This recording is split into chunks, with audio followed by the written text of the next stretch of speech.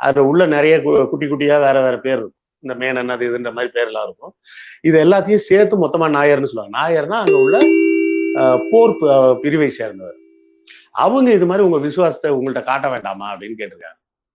ராஜாவுக்கு ஒரே குழப்பம், என்னப்பா விசுவாசத்தை காட்டினா என்ன செய்ய சொல்லணும், அவங்களையும் குடும்பத்துல பையன் மட்டும் தான் கல்யாணம் பண்ணணும், மத்தவங்க எல்லாம் பண்ணக்கூடாதுன்னு சொல்லிடலாமா அப்படின்னு கேட்கிறாரு. இல்ல ராஜா, அந்த மாதிரி பண்ணீங்கன்னா தப்பாயிடும். ஏன்னா உங்களுக்கு அப்புறம் ஒரு ஒரு குடும்பத்திலயும் ஒரு பையன் தான் இருப்பான், உங்களுக்கு சண்டை போடுறதுக்கு ஆள் வேணும்ல, ஆள் பத்தாது இல்ல. ஆமா, அப்ப என்னதான் செய்யலாம்? அப்ப என்ன சொல்றாங்க, நீங்க அவங்களுக்கு பெரிய வீடுகளை கட்டி கொடுங்க. தரவாடு அப்படின்ற பேர்ல பெரிய வீடுகளை கட்டி கொடுங்க. வீடுனா நீங்க நினைக்கிற மாதிரி வீடெல்லாம் இல்ல. அந்த வீட்டோட பிக்சரை காட்டுறேன் பாருங்க. அது குறைஞ்சபட்சமே பாத்தீங்கன்னா ஒரு பெரிய மாளிகை மாதிரி இருக்கும். ஒரு 50 70 பேர் 80 பேர். முதல் அந்த ஃபர்ஸ்ட் ஒரு படம் இருக்கும் பாருங்க, அந்த அந்த வீடோட படத்தை காட்டுறேன் பாருங்க. இல்ல நம்ம இன்னைக்கு காணொலியில பார்த்திருப்போம் அந்த இதுதான்.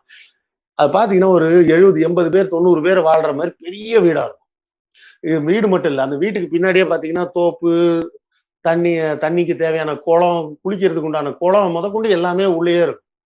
அது கிட்டத்தட்ட ஒரு பெரிய 5 ஸ்டார் ஹோட்டல் ரேஞ்சுக்கு இருக்குன்னு வச்சுக்கோங்க.